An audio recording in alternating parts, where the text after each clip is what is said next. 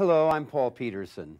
We've all seen how recent state budget cuts have affected service provision for seniors and family caregivers.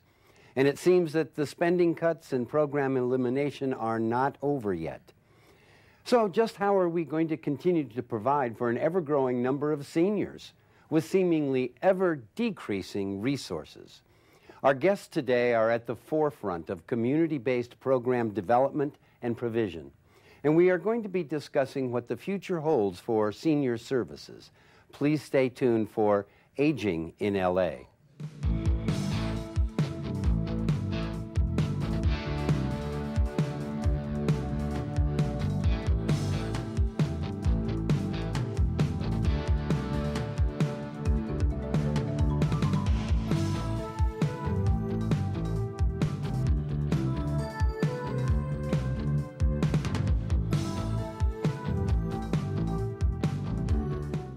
When it comes to providing community-based services for seniors and family caregivers, our guests today are leading the way and finding new and innovative ways to provide the best services possible for our very deserving city residents.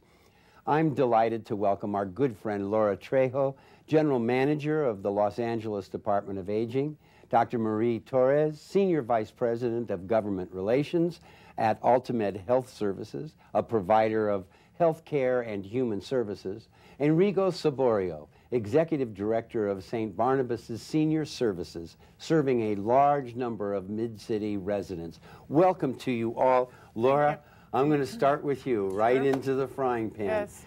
These are difficult times right now with the state budget cuts, federal budget cuts. What are we facing? Well, it's a difficult situation. It is truly a crisis in terms of the availability of funds. Yes. But it is also, I think, an opportunity for our community, for our city, for our providers to come together and transform the service system. There are a few times in our professional lives when we have truly an opportunity to sort of re-envision and restructure what we're doing, and I think this is one of those times.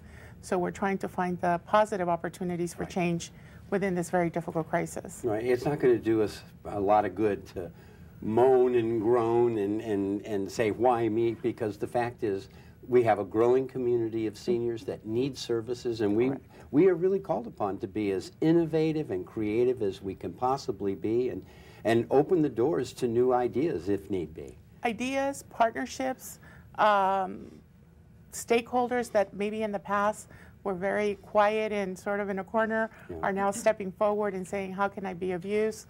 So it's truly, I think, at least at our community level, I have seen a resurgence of a call to action as I had not experienced probably in the last 20 years.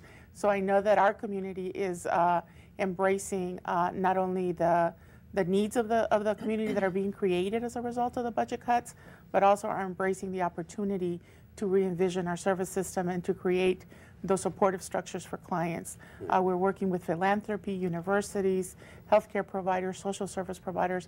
Everybody's coming forward and saying, how can I be part of the solution? Right. Well, that's what we all need to be that. Marie, I was talking with a guy named Bill Fox, who is the CEO of Grandparents as Parents, and asking him about the difficulty of fundraising in this environment. And he told me something that was, I think, a key to unlocking this puzzle. And that was the people they provide the services to have become their biggest givers. They know the value of the services. How can we corral this enthusiasm of the very people we serve to join in volunteer efforts in creating programs? Well, I think that, I mean, a lot of the individuals that were impacted by these cuts, they're seniors themselves. Now, some of them are in very vulnerable positions that need help with getting mobilized. I think we have to coalesce, we have to team up, we have to reach out to all those individuals to get them very involved, to talk to their elected officials. Because what's not happening is the people are not really in direct communication with the elected officials at the community level. We need to bring them down from Sacramento or Washington, D.C., wherever it is. They need to come and see the services and interact with the patients. The clients who are receiving the services, they need to have firsthand observation about the benefits of these services to maintain these folks in the community, to avert institutionalization, to combat depression, make them healthy. Right. Well, it amazes me that so many of our politicians are at that age where they, in fact, have caregiving issues themselves. They have elderly parents. They know what the pressures are. I mean, how many times have we heard the politicians say, my own mother?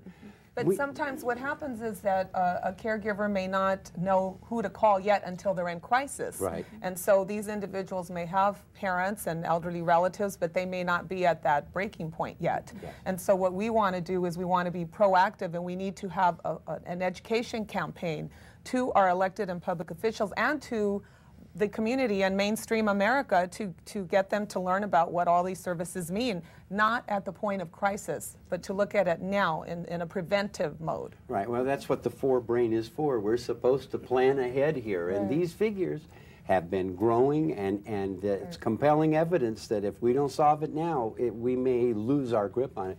Rigo, talk to me about St. Barnabas. You deliver so many services to so many people right here in the Mid-City area. Tell me about that, please. Absolutely. Well, St. Barnabas has been around for quite a long time. We're a nonprofit, nonsectarian, nonpartisan service provider. We were founded back in 1908. As I like to fondly say, for particularly those who are baseball fans, that was the last year the Chicago Cubs won the World Series, and we all know how long that was.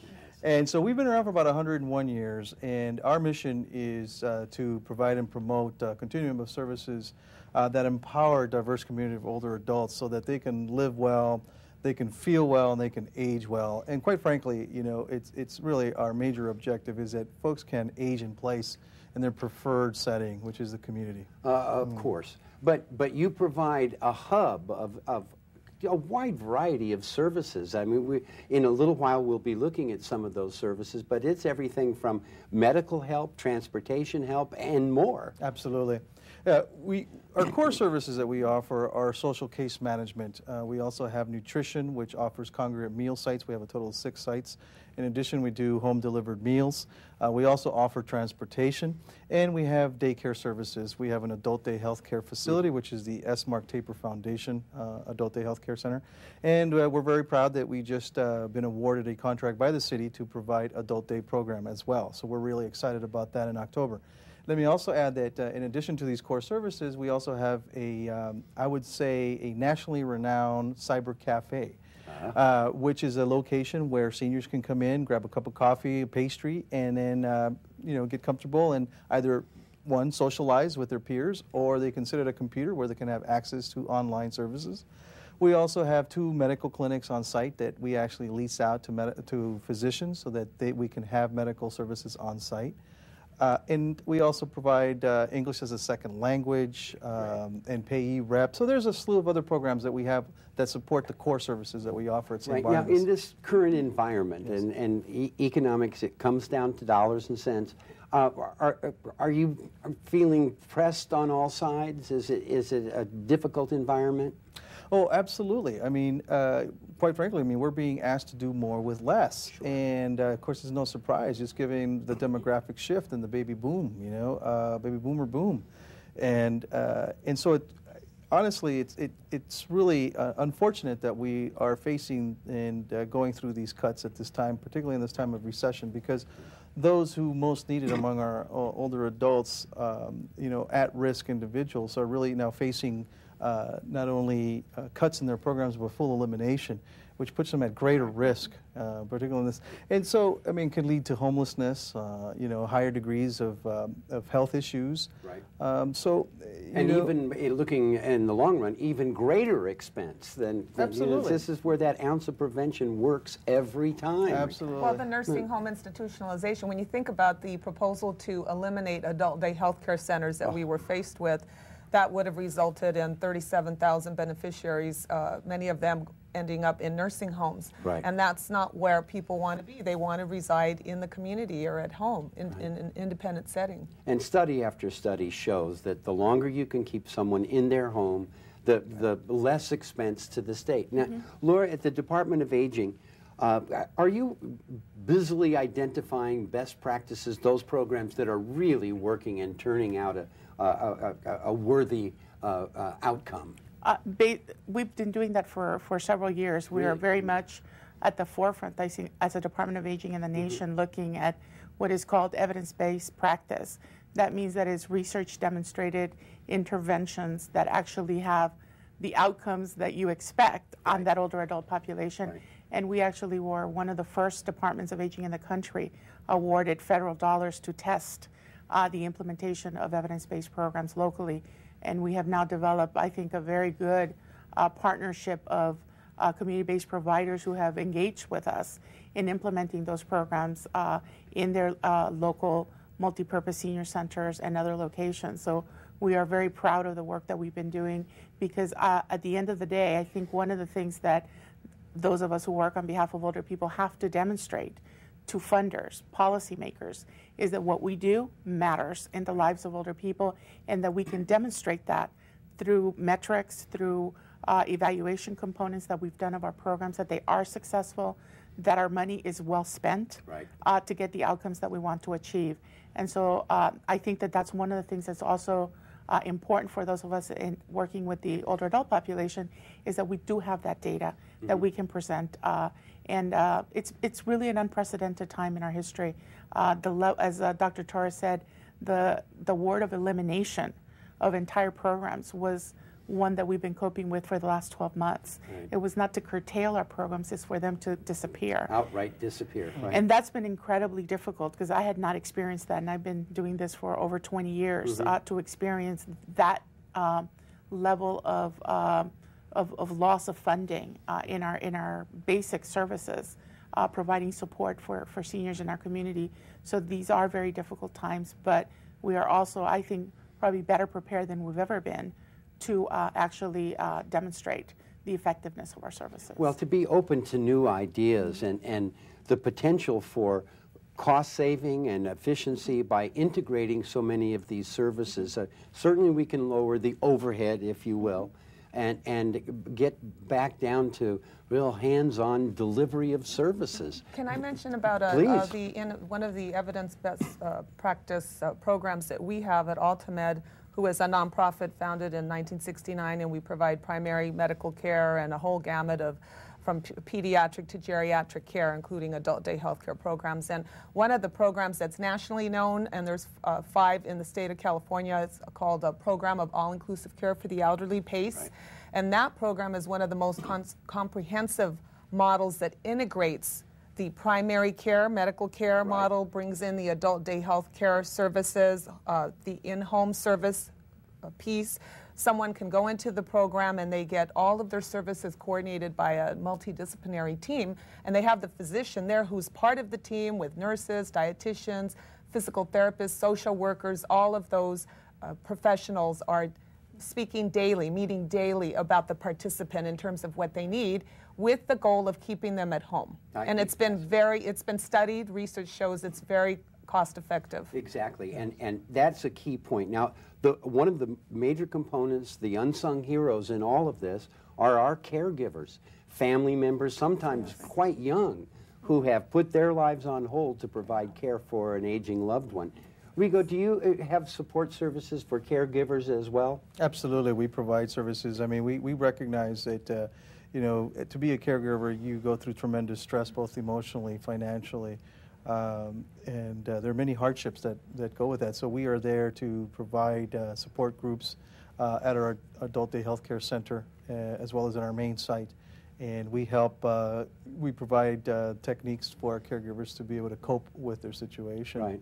And in addition to coping skills, you know, it's also important, I want to sort of piggyback on our need to sort of unify our voice. I think just because we are service providers doesn't mean that we can't speak up as well, you know, and I think it's really critical that in the process of working with caregivers that we also engage them in the process, you know, as decisions are being made by our state and our local officials, they need to be heard, and we as service providers, I think, have a duty to play that role as well, and to bring the groups and caregivers together to come up with a united message and moving us forward so that we can continue to look for resources that enable us to carry out evidence-based kinds of projects in the community. Couldn't agree with you more. Yes. It's time for us to take a short break, and when we return, we will continue the discussion of the future of senior services.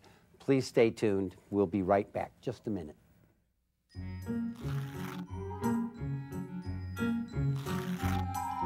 You know, it's that time of year again to clear all that annoying dry brush from around your house. In the event of a fire, dry brush is extremely combustible and can explode. By clearing brush 200 feet from your home, you create a barrier, lessening the likelihood of spreading a fire. I'll still be here when you get back! Get the message. Be prepared.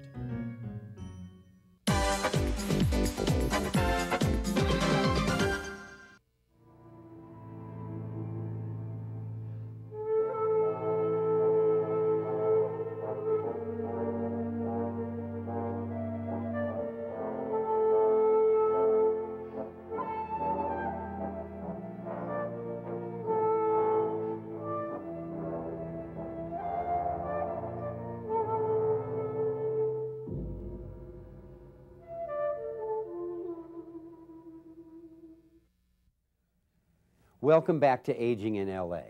I'm Paul Peterson, and today we are discussing the future of senior services and how we can continue to provide for an ever-growing number of seniors with decreasing resources from our governments. Our guests include our good friend Laura Trejo, General Manager of the Los Angeles Department of Aging, Dr. Marie Torres, Senior Vice President of Government Relations at the Ultimate Health Services, and Rigo Saborio, Executive Director of St. Barnabas's Senior Services. Laura, back to you. Rigo brought this up before the break. How do we marshal those very people that we serve so they can be a more effective political voice? I think that we have various tools that we can be using. Disseminating information is critical. One of the things that we did recently when the governor released his proposed budget, we actually informed seniors across the entire region. And they showed up, didn't they? And they actually, more than showed up. We had over 27 senior centers in Los Angeles County holding demonstrations outside of their centers where over 3,500 seniors participated in what we were calling a stand-in in front of the centers.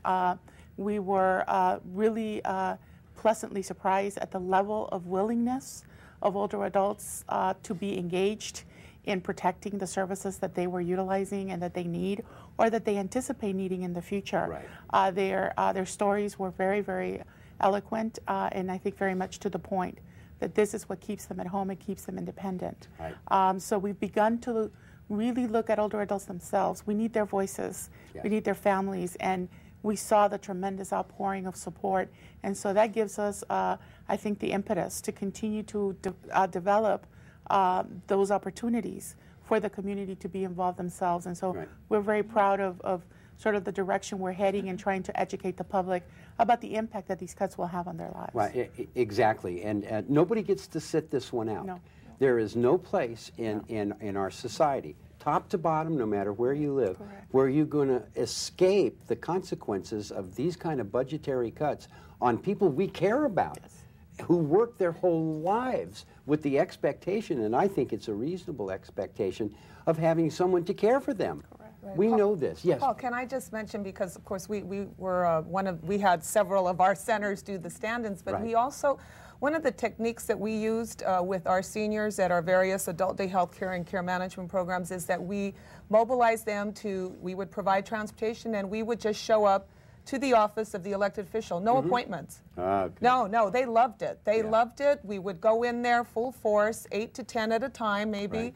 And we would tell our stories. The clients would share their stories. It got very emotional sure. At times for the clients to share their stories because many of them are very sick and frail and have disabilities, and so when the staff would be meeting or the elected official, I mean, they were just overwhelmed to see that people would just be showing up.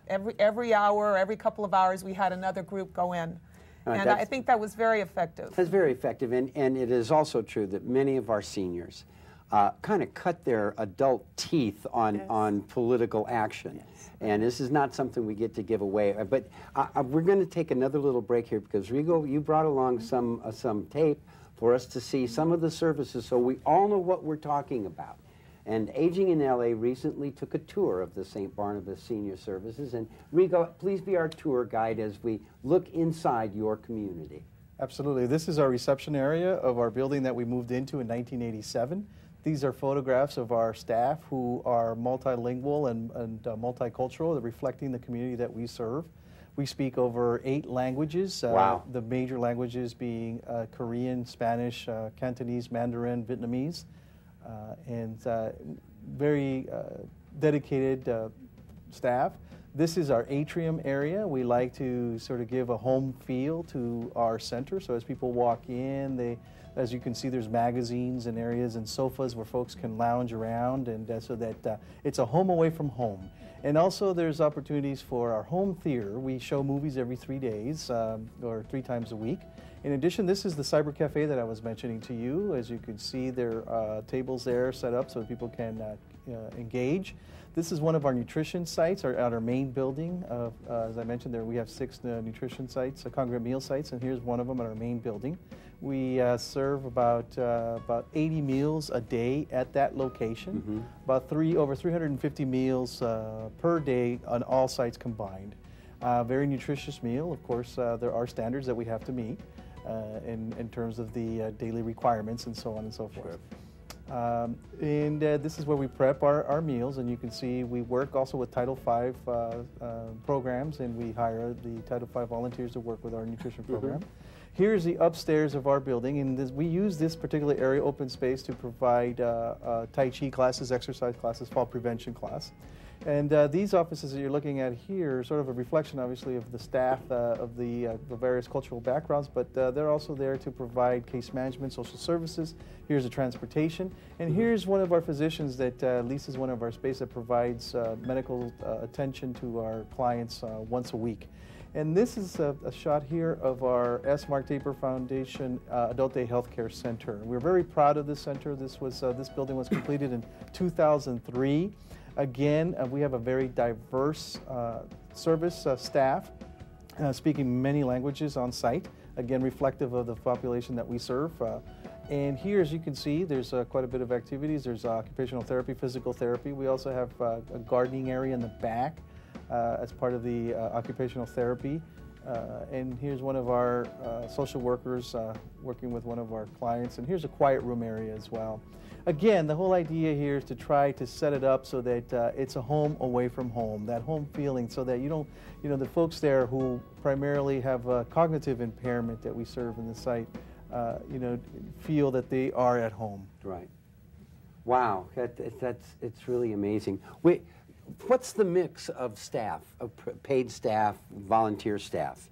Well, we have about 43 paid staff, and we also then have about an additional 20 volunteers that we have through Title V. And can I assume that there are many volunteer opportunities there? Oh, there absolutely are volunteer opportunities, and in fact, I'm really, again, this is a difficult time to look for additional resources, but we got to get creative, because I'm really looking for someone that I can hire on as full-time to be able to be a volunteer manager. Right. Because there is so many seniors out there who really want to give back to the community, and there are so many needs that we have, particularly in these times where you have less to do more. And I think it's a great time to bring volunteers from the community to come in and help and address the needs of the community we serve. Laura, you know, for many years I have said these intergenerational programs are the ones I favor. The idea that youngsters, even very young youngsters, have a role to play in helping to care for our senior population. Besides the love and wisdom that they're able to acquire, they can do so many things to help an elderly relative or even in a volunteer setting. Absolutely, and many of our centers actually have placement for high school students doing social service hours. Great, and those hours count, right? Absolutely. You see? Many of them are doing that work at daycares. Others are entire classes. For example, we've been working with elementary schools to write letters for isolated seniors to receive one during the holidays. They write letters or make cards, and we deliver them with a meal during the Christmas holiday. We utilize volunteers, families, entire families who dedicate a part of their Thanksgiving holiday to help us do a home-delivered meal for that day. We're very proud. That's an entirely funded and operated by volunteers. That's fantastic. We also have an incredible volunteer program, which is really gaining statewide recognition, where we have a high school that works with a senior center, but primarily these are developmentally disabled young adults who help in the nutrition program at our multipurpose center. And so they're gaining work skills, but the other part they're gaining also tremendous socialization skills.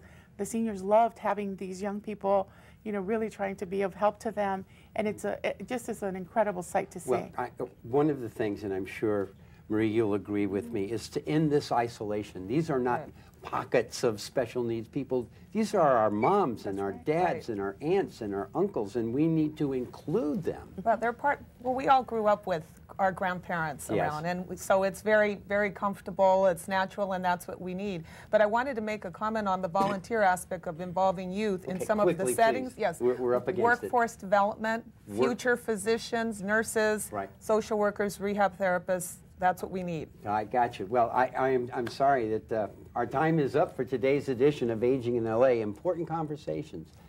Thank you so much to our guest, Laura Trejo, General Manager of the Los Angeles Department of Aging, Dr. Marie Torres, Senior Vice President of Government Relations at Ultimate Health Services, and Rigo Saborio, Executive Director of St. Barnabas' Senior Services. And now, it's time for today's Senior Stat Shots.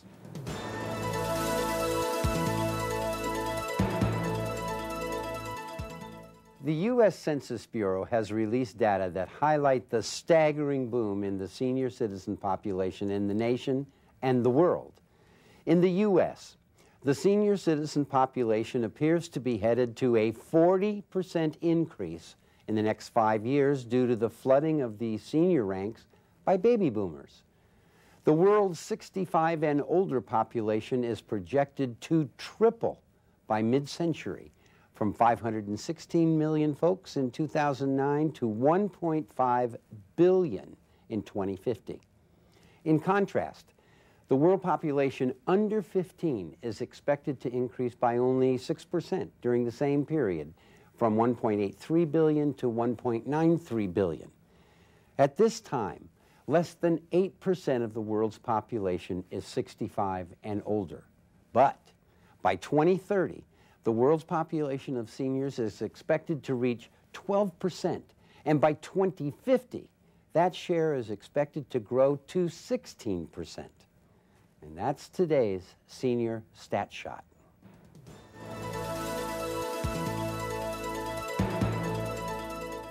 The Los Angeles Department of Aging produces this program with CityView, Channel 35, so that seniors living in Los Angeles and surrounding communities are well informed on the many issues that face them in everyday life, and also to let you know of the many services that the Department of Aging offers our senior citizens. Now, we'd like to hear from you with comments on the program, what you like, what you think can be improved, and your ideas for future programs. Please give us a call. The number's right there on your screen, area code 213-252-4088. That's 213-252-4088. Call us with your comments and ideas. We look forward to hearing from you. I'm Paul Peterson for the Los Angeles Department of Aging, the people here at CityView Channel 35, and all of our guests on Aging in LA. Thank you so much for watching. We'll see you the next time.